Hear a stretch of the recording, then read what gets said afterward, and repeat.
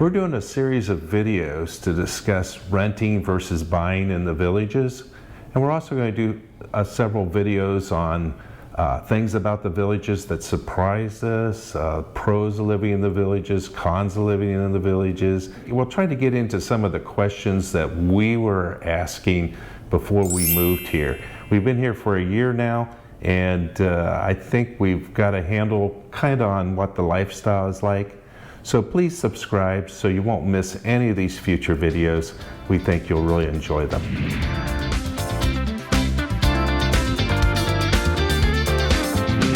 We live in the villages, and we decided to rent instead of buying a new or a pre-owned home. We wanted to talk to you a little bit about the pros and cons of renting versus buying. The first pro is that it gave us time to learn the area. The villages is a very large area. Another reason to rent is the maintenance costs. A lot of them will be absorbed by the landlord. For example, in Florida, the cost to insure the house and the roof in particular has increased a lot over the years, so we're hearing, and with all the hurricanes and things going on. So that protects you from those increases in the insurance costs for the home. In general, a pro would be that your cost for renting is usually lower than buying. And if you did decide to buy a home or pursue purchasing a home while you're renting, you have more flexibility. You don't have to sell a house. You might have to wait until your rent agreement comes to an end or negotiate an end with your landlord, but there's a little bit more flexibility than the fact that you would have to sell a house. Another pro, in our case, is that our monthly amenity fees are paid for by our landlord.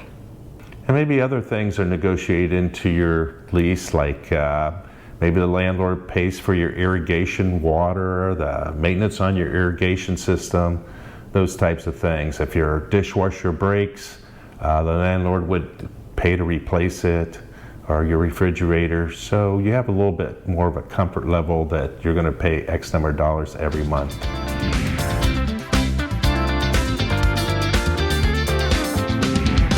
So here are some cons about renting. First, we're not building any equity. Another possible con would be the fact that you can't remodel, you can't decorate like you would if you own the home. You're not going to go out and plant a bunch of shrubs or things like that you might do if you own the home. Now, if you do buy a home, then there's another move, and we also have storage fees because we left things back in Columbus. Yeah, moving's not any fun, so that would definitely be a con for me. Another thing is if you rented a place with a golf cart, which was not the case for us, but the golf cart could be included. We had to go out and buy a golf cart. In a situation where you're renting a home, you might have to pay for things like mowing the grass and that sort of thing. Whereas if you rented in an apartment complex, you probably wouldn't have to pay for those things. So it could be a con.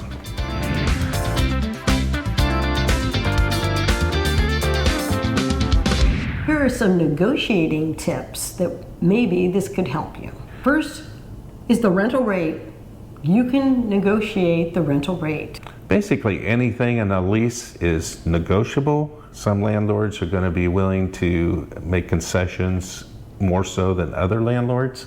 And it might be good to get a feel for that.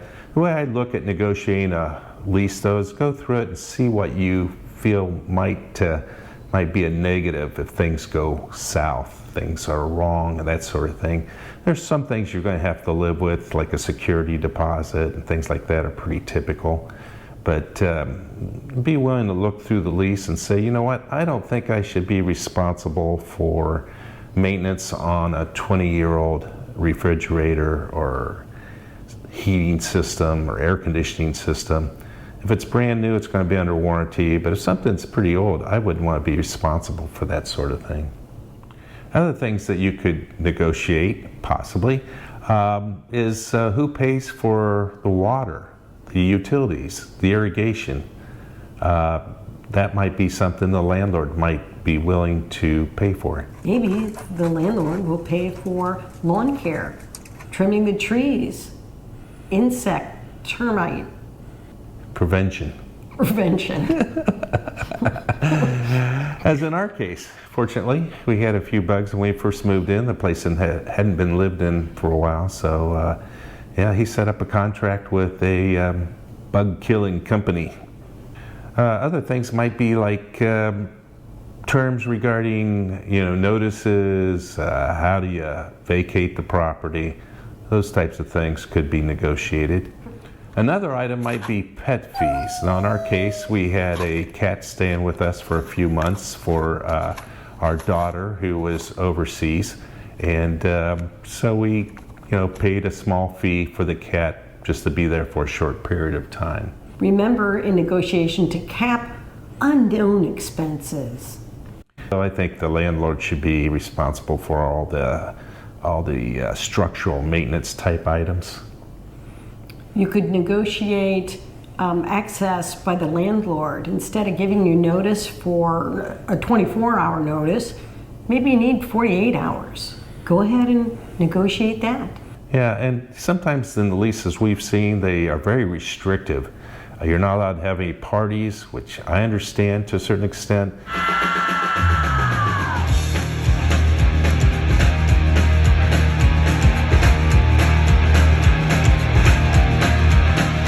We even had one lease that said that you weren't allowed to have any visitors come stay overnight with you. I didn't really understand that, but you want to look through that section and make sure it's something that you're comfortable with. Another negotiating area might be the exterior house maintenance. Yeah, we had one landlord wanted us at the time we moved out to power wash the whole exterior of the house. And that we weren't comfortable with that, and they didn't want to give on it, so we didn't go further with that lease. Something that we found out through a little bit of trial and error is to ask for a copy of the lease right up front. Sometimes they'll want to do a few more steps before they send you a copy of the lease, but it doesn't have to be filled out or anything. You just want to see what the basic terms are. And if there's some things in there that you're really uncomfortable with, you might as well find that out right up front, and you can ask them about those items if they'd be willing to negotiate on those items. You want to limit the amount they're asking for application fees, credit check fees, and penalties. You're not going to get your way on everything, so you have to kind of pick and choose what items are worth negotiating. Some things you're thinking, well, those things probably will never happen, and put them into the cap sections. The important thing is to put it in writing. Don't make verbal agreements. Put it down in an email, write it down, make an amendment to your lease. Yeah, we're not attorneys, so this is not legal advice. We certainly recommend you talk to an attorney if you have concerns about these types of things. But the way we handled it was we didn't alter their lease format. We attached an addendum and addressed the areas that we wanted to change. So I think that makes it a little easier for people to just focus on the changes in the addendum.